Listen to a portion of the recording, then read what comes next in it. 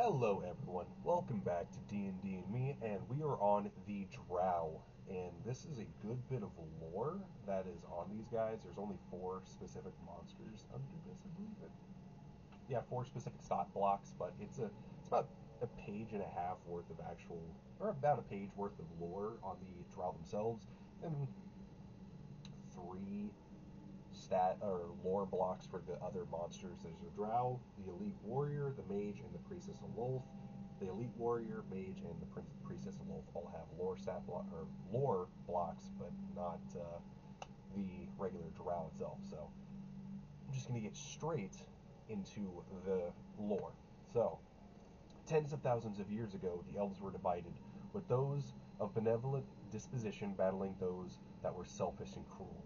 The war amongst elvenkind ended up with the good elves when good elves banished their malevolent kin to subterranean depths.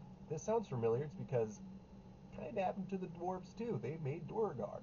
And I'm pretty sure something similar to gnomes, because there's deep gnomes too, but they're not inherently evil, I believe. Here, in the lightless caverns and endless warrens of twisting passages, the Dark Elves, the Drow, found refuge. They also found leadership in the only elven deity who has not forsaken them.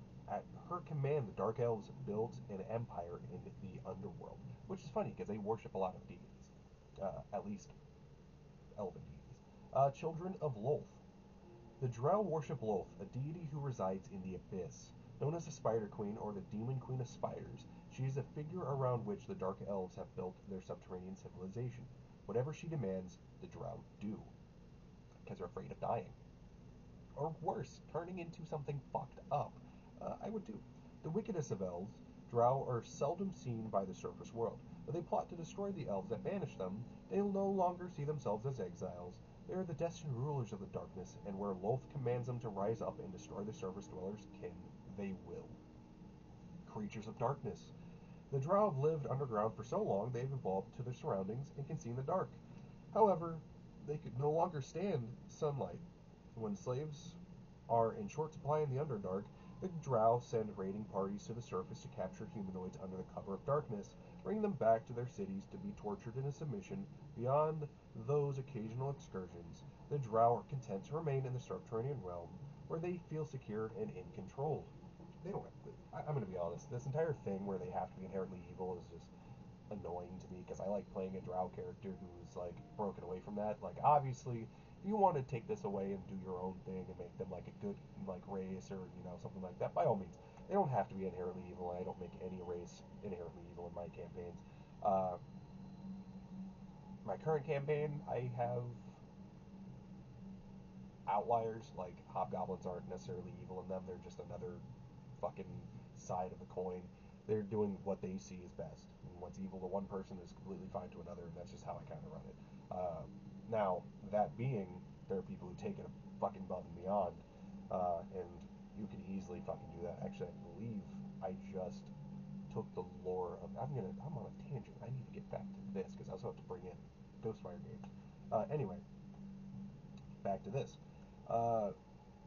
Underdark cities. The Dark Elves built fantastic cities in enormous caverns where food and water are abundant.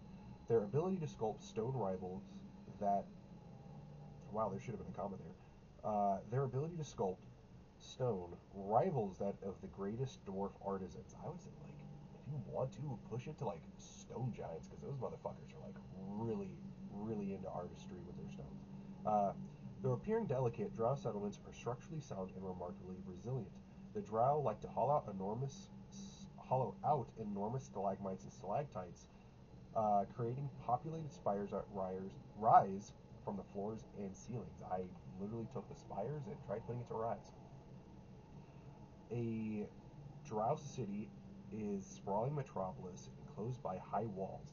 Non-Drow visitors must conduct their business outside the walls under watchful eyes. The Drow raise and keep giant spiders to help protect their cities against intruders, even as they drape those cities in beautiful webbing, creating a gossamer snare to catch flying enemies that would otherwise soar above the walls. Now, I could totally see, like, if we're just going space with this lore, evil beings or evil individuals that are like promising slaves, that type of stuff, Duergar because they hate each other. They're promising them, and they're like, hey, guess what, guys? You know, we'll do some work with you, but you got to give us some stuff. You know, some drow poison, some lodging outside, some protection. You know, something like that. And they'd be like, yeah, sure, we're gonna watch you, but we'll do this. And it's kind of like an uneasy stalemate type of thing, but it's beneficial to both ends. I can see something like that. Anyway, drow magic. Just as the Drow have adapted their underground life, so too has their magic. In addition to using the magic to carve their cities from stone, they empower their weapons, create dangerous new magic items, and summon demons from the abyss. Drow spellcasters are supremely arrogant and never hesitate to use their magic in the most abhorrent of ways. Arms and armor. Drow craft weapons made of adamantine, a dark, supernaturally hard metal. Drow artisans adorn their weapons and armor with web-like filigree and spider motifs, and mages sometimes imbue items with magic to enhance their effectiveness. I said embrace because I thought that's what that meant. However, some magic fades when exposed to sunlight, so their magical drow weapons and armor rarely retain their enhancement bonuses and magical properties when brought to the surface. That's smart. Also sucks for them if they're doing a raid and they can't fucking use it. But it sucks for the guy who stole their armor and can't fucking sell it because magic go bye-bye. Cutthroat politics. Drow politics are cutthroat and rife with intrigue. Yeah, because they fucking kill each other. When Drow work together, it is typically to destroy a common foe and ensure their own survival. And such alliances are short-lived and fraught with peril, because these houses will kill each other and themselves in certain degrees. Drow society is divided into noble houses, each ruled by a matron who seeks to raise the prestige and power of her house above all others. Other high-ranking members of the house are blood relatives, while the middle rankings are flush with drow from weaker families that are sworn fealty to the greater house. Clinging precariously to the bottom rung of the house's social ladder are the house slaves, made up of drow of low birth and occasional non-drow captive. Now, understand, this is it's a matriarchal society. I was about to say mageocracy because I was just consistently trying to say that. The females lead. Men are under that, and slaves are under them.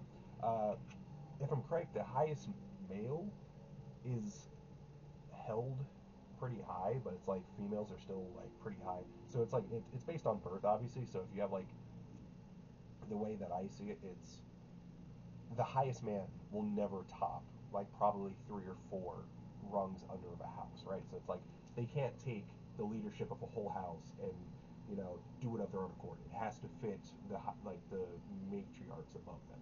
So I don't see say there's a caste system of 1 through 10, right? 1 being at the very bottom, 10 being the highest. Probably 6 through 10 are the highest positions possible. The male will be probably at 5 and be able to control everyone below, but it has to be for 6 and above.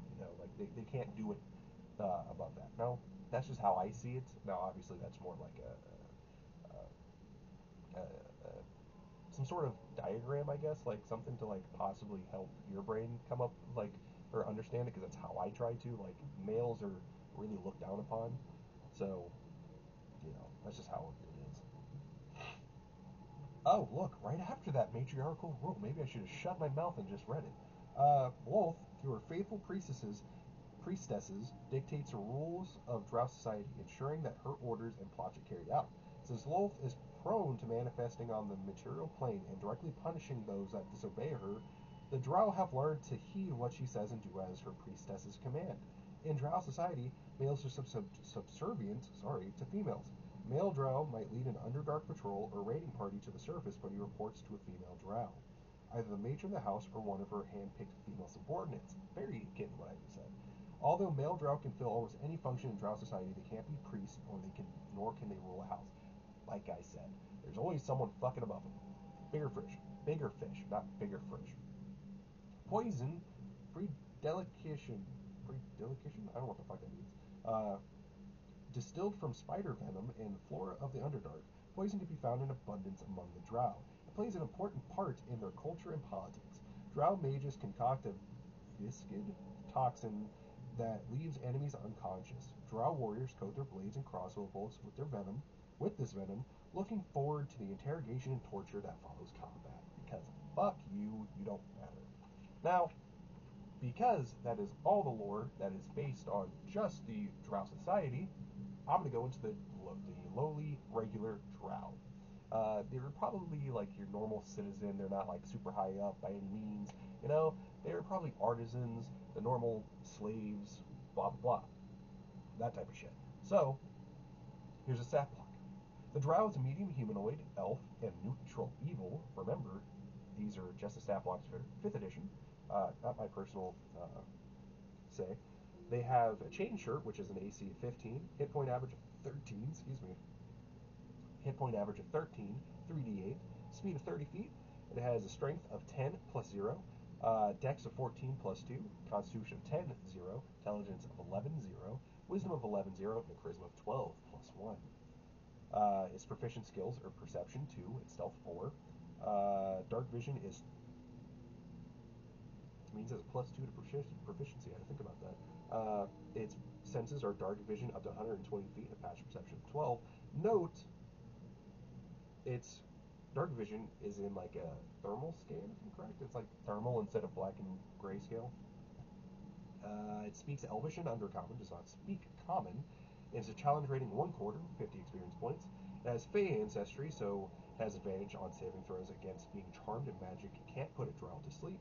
Note, I'm going to say that for all of them. I am not going to continue saying that because that's very annoying. It has innate spell casting. Charisma is a spell save. Fuck. The Drow spell casting is Charisma. I really just need to read what is on the page and not trying to go ahead of myself. Spell save DC is 11. Can cast the following spells requiring no material components. At will, Dancing Lights, which is useful. Once a day, each, Darkness and Fairy Fire. It has sunlight sensitivity, meaning that it has disadvantage on perception checks that rely on sight, and attack rolls that are in sunlight. Short Sword.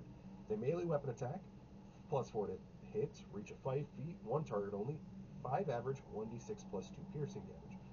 Now, the crossbow has a poison attached to it. I would say the poison is attached to the short sword also, so getting into that. The hand crossbow is a ranged weapon attack, plus 4 to hit, range of 30 feet and 120 feet, 1 target only, 50 average, 1d6 plus 2 piercing damage. The target must succeed on a DC 13 Constitution saving throw or be poisoned for 1 hour. If the saving throw fails by 5 or more, the target is also unconscious while poisoned in this way. The target wakes up if it takes damage or if another creature takes an action to wake it up. That is the normal Drow stat block in the lore of Drow Society. Thank you all for watching. Please leave a like and subscribe, and please tell me if there's like any additional bits that I don't have that 5th edition says in it. Put it down below or something like that. And I appreciate you all. Please, comment, subscribe, all that jazz, and I'll see you all in the next video.